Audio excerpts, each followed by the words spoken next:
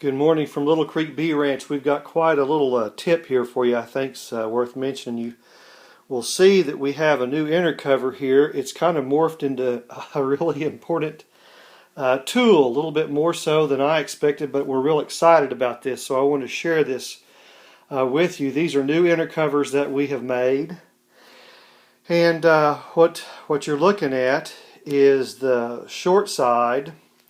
I'll go through a lot of variables. This offers a lot of versatility. So there's a short side here, the skinny side.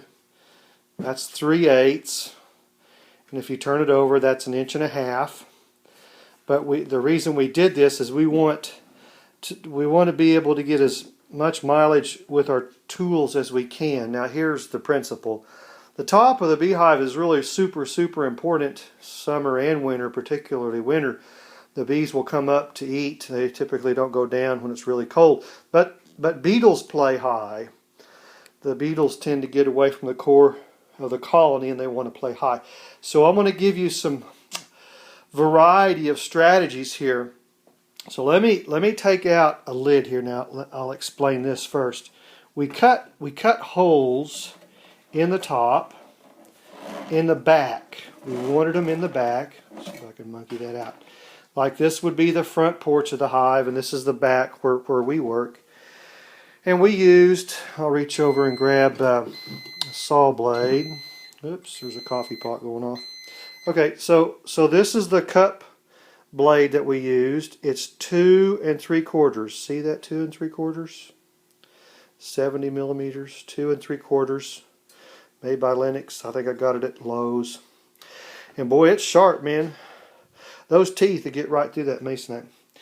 So we zip that out. Now how we set this up was 2 inches up from the back side, 2 inches, and we wanted the back edge of the blade there, and then we centered from here over 4.5 and just drew our lines and kept the cup 2 inches off the back, and the center line was 4.5. Okay, this area is tight rather than being out in the middle where it's a little softer. This area right here is tight, so we didn't want the jars really super tight in there for feeding. Now when we use a jar, we'll take it, and it's a typical quart jar, and in it goes. Now here's the little problem. When these come out, they tend to stick tight. You don't want them tight. You want them just where you can easily remove them. No super tight fit. All right, get a good look. We don't want a super tight fit. So what I had to do was take the edge, these teeth protrude outward, and gently run those teeth around that edge. Don't let it skip across. Just let it run the teeth in the edge. Just hold your drill, and just a little bit. You just need a little bit of extra room. Oops. All right. There's so many variables here. You're gonna like this. This is going to be a popular tool. Okay, so what's that mean? Well, I can put on 2 quart jars, and I don't want gallons of mix up top because it all goes so bad. I want them to get it on down. But also, too, I'm going to take out my little flappers. I'll show this. This is so cool. I got so excited yesterday. Now, here's just a lid with a screen. Nothing fancy. And that screen can go in that hole to keep the bees from coming up to bother you. Yes, if we change out the jar, there'll be bees on the bottom of the jar. Smoke as you normally would. Not a problem. All right? Not a problem. But what about ventilation? So the jar's out, and you could put 2 lids in with screen, and what we did was take the lids and bend them, and it gave us a little point. So we smushed in the point so it wouldn't hook so bad, and then we put the lid in, and it made a flapper. See that? I thought this was a pretty cool idea. I give the Lord the credit for this too. This is awesome, and He's given me all kinds of wisdom and ideas. Look at this. You can smush it down flat. I just want to be able to grab it. And it comes out. I don't have to fight with it. But in the wintertime, I don't know that we want both of those holes wide open. That way, if I just left it like that, see, they're easy. I made them, you keep monkeying with them and fold those tips inward. You gotta smush them down on something hard. And now there's a flapper.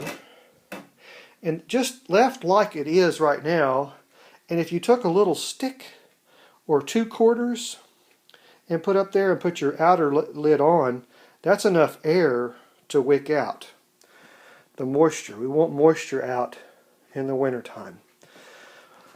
Now some inner covers you'll see have on the front edge a notch.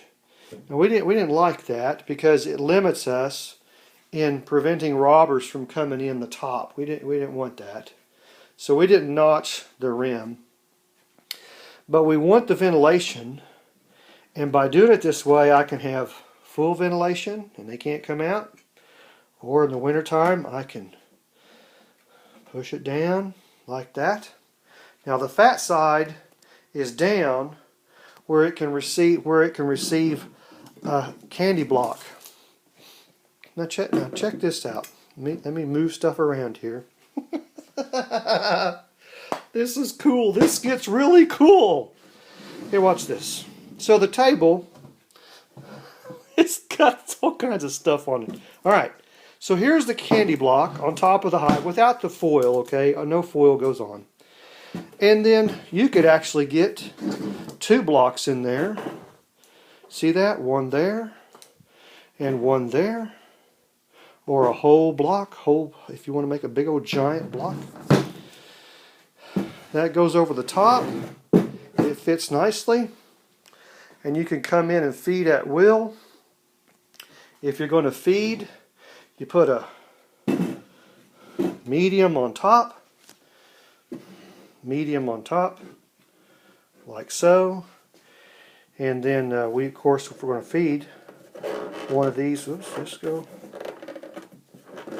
See, it's a little tight, that's okay. And we just go in with our jar. It's hard to do the iPad, holding it with the iPad.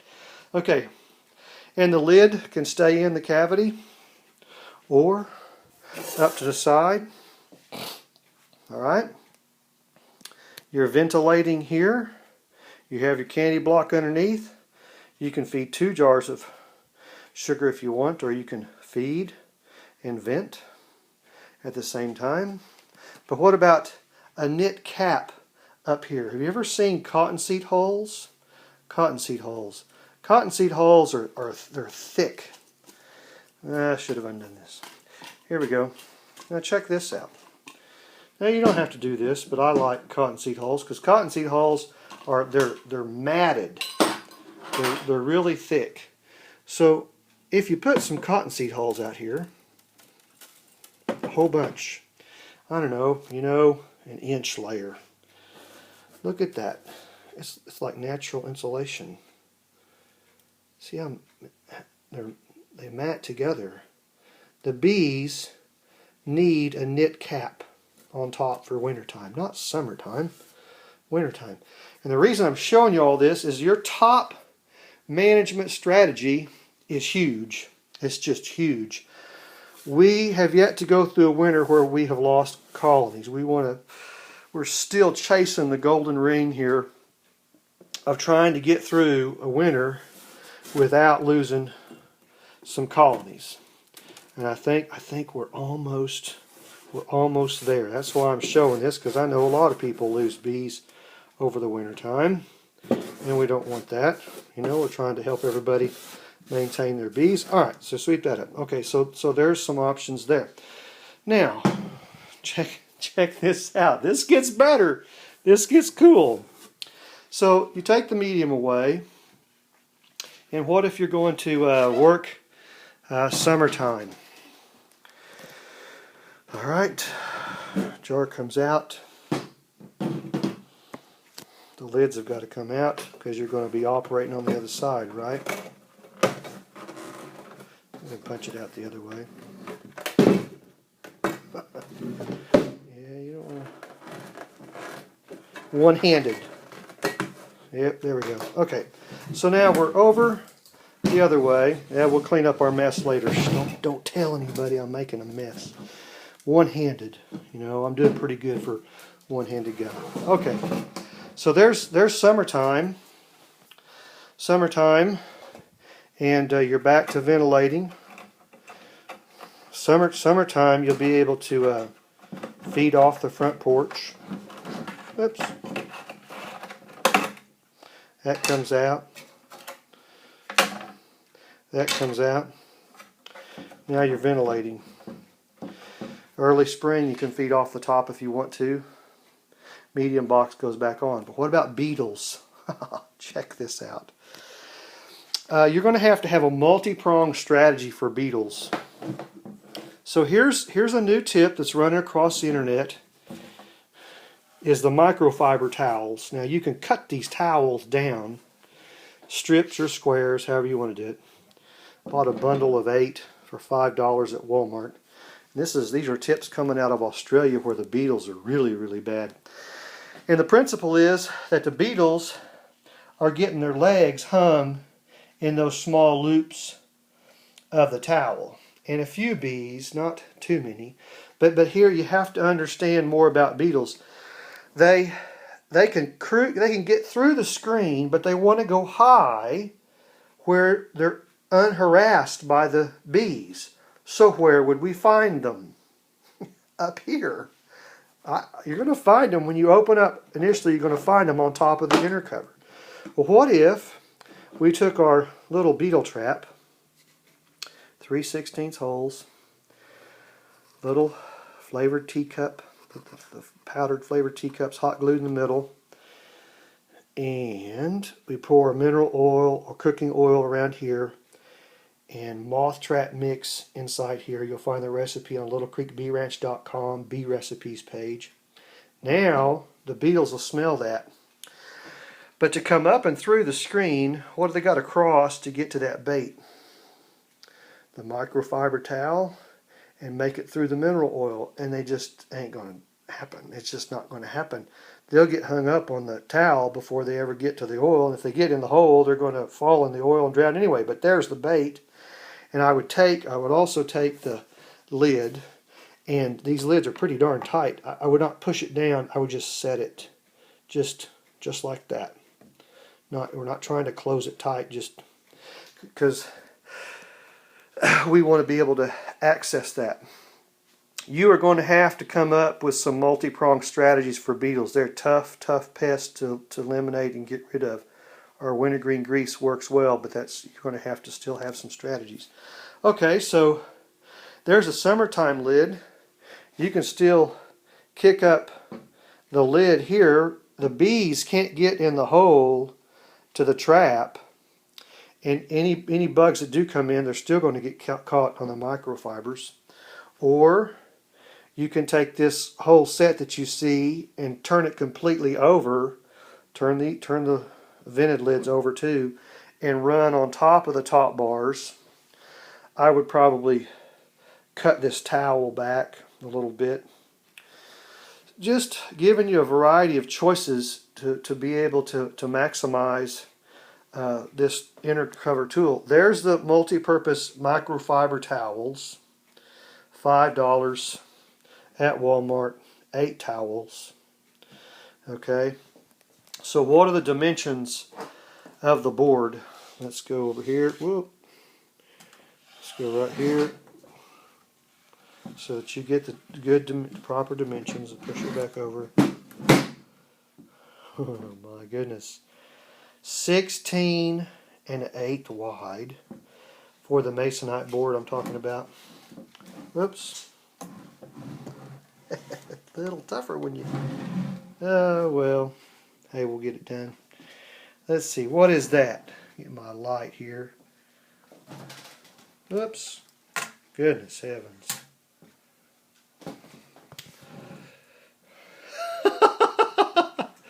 Not good. Almost 20. Almost 20 inches Looks like 19 7/8. Okay, so 19 7/8. Huge advantage here in taking the time and learning how to set the inner cover up, because you're going to have so many varieties of uses up top. Your ability to feed. This is such a big deal. So if you want them out, you're able to pop them out. Just one-handed is all I am. I guess if you wanted to, you could take ice pick and put holes in and put a metal wire. I don't know. But you got your hive tool. You can pop them out. It's just I don't have any leverage one-handed. Anyway, okay, so huge deal in ventilation. I don't know. Maybe you've got some better ideas. Boy, we have been chasing this rabbit for years, for 9 years, trying to figure out how to do this. I don't think I'd set it down this way with the lids like this. I would flip them around and do that. But you have a short side, 3/8. You have a thick side, 1.5 inches. And those 1.5 came from the brood box cuts. 3/8 came from the rabbit cuts. You get to watch the old man flip-flop this stuff around the table. What a huge advantage in being able to use a tool on the top to feed, to ventilate, and to trap beetles. And what else have I missed? Easy feeding, good for protein management. Sugar block can go underneath if you flip it over. Ventilation strategies for summertime and wintertime ventilation. You can cut it down. Beetle trap management, pest management. Some variety of choices there, all from one tool that you can manage on top. I don't want to cut holes in the side. I want 2 holes right there. That's all I need. That stale air is to the back of the colony. And other than that, we're going to wax them in. We'll dip them twice in hot beeswax in the roaster pan. So I hope that helps you. I think I covered everything I could think of. I probably missed something. You just have some good variety of strategies that you can employ here that can really make a difference in the health of your colony. So if you have any comments, throw them my way. Questions, send them my way. We'll see you.